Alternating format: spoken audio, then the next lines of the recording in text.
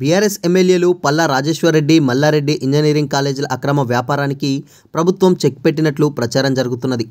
దీంతో సీట్ల కన్వర్షన్ సాకుతో వందల కోట్లు సొమ్ము చేసుకోవాలని ఆ ఇద్దరు లీడర్లు వేసిన ప్లాన్కు బ్రేకులు పడినట్లు తెలుస్తున్నది.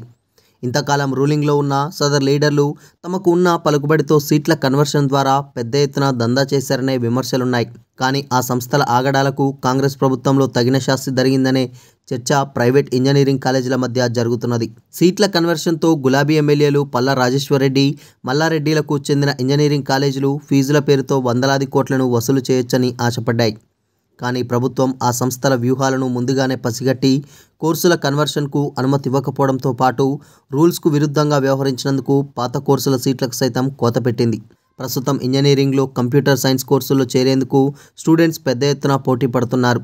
కన్వీనర్ కోటాలో సీట్లు రాకపోతే మేనేజ్మెంట్ కోటాలో లక్షల్లో ఫీజు కట్టి అడ్మిషన్లు తీసుకుంటున్నారు.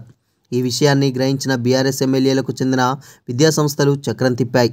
ఆ రెండు కాలేజీల్లో అంతగా డిమాండ్ లేని ఇతర బీటెక్ కోర్సులకు చెందిన సుమారు 2000 సీట్లను కంప్యూటర్ సైన్స్ కోర్సులకు మార్చుకునేందుకు కన్వర్షన్ కోసం దరఖాస్తు చేసుకున్నాయి. ఇందుకు ఏఐసిటిఈ, జేఎన్టీయూ అనుమతి ఇవ్వగా ప్రభుత్వం మాత్రం నో చెప్పింది. కోర్సుల కన్వర్షన్ కోసం ప్రభుత్వం అనుమతి ఇవ్వకపోవడంతో బీఆర్ఎస్ లీడర్లకు చెందిన కాలేజీలు కోర్టుకు వెళ్లాయి. ఏఐసిటిఈ, జేఎన్టీయూ క్లియరెన్స్ ఇచ్చినా ప్రభుత్వం మాత్రం ఎందుకు కన్వర్షన్ చేయడం లేదో వివరణ ఇవ్వాలని ఆదేశించింది. పల్లా రాజేశ్వరరెడ్డి, మల్లారెడ్డిలకు చెందిన కాలేజీలు మేడ్చల్ జిల్లాలో ఉన్నాయి. ఆ జిల్లాలో ఉన్న ఇతర ప్రైవేట్ ఇంజనీరింగ్ కాలేజీల్లో తుది కౌన్సిలింగ్ నాటికి కన్వీనర్ కోటాలో ఖాళీగా ఉన్న కంప్యూటర్ సైన్స్ సీట్ల వివరాలను కోర్టుకు సమర్పించింది. బీటెక్ కంప్యూటర్ సైన్స్ కోర్సుల్లో అడ్మిషన్లు తీసుకునేందుకు కావాల్సిన సంఖ్యలో సీట్లు మేడ్చల్ జిల్లాలో ఉండగా కోర్సుల కన్వర్షన్ ఇవ్వాల్సిన అవసరం లేదని అఫిడవిట్లో తెలిపింది. దీంతో కోర్టు ప్రభుత్వం నిర్ణయాన్ని సమర్థించింది. కోర్సుల కన్వర్షన్ జరుగుతుందని ఆశతో గులాబీ ఎమ్మెల్యేలు ముందుగానే మేనేజ్మెంట్ కోటాలోని సీట్లను అమ్ముకున్నాయని టాక్ ఉంది. ఒక్కో సీటుకు డొనేషన్ కింద పేరెంట్స్ నుంచి 6 నుంచి 8 లక్షల వరకు వసూలు చేసినట్టు తెలిసింది.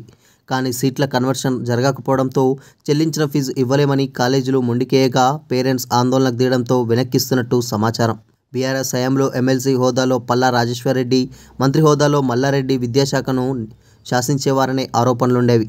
తమ విద్యాసంస్థలకు అనుకూలంగా నిర్ణయాలు తీసుకోవాలని అధికారులపై ఒత్తిడి చేసేవారని విమర్శలున్నాయి. రూలింగ్ పార్టీకి చెందిన ప్రజాప్రతినిధులు కావడంతో అధికారులు సైతం చెప్పినట్టుగా నడుచుకునేవారు. దీంతో కోర్సుల కన్వర్షన్కు సంబంధించిన ఫైల్స్ రోజుల వ్యవధి తేడాతోనే క్లియరెన్స్ అయ్యేవి. కానీ కాంగ్రెస్ మాత్రం ఆ రెండు విద్యాసంస్థల ఆగడాలకు ఫుల్ స్టాప్ పెట్టిందనే చర్చ జరుగుతున్నది.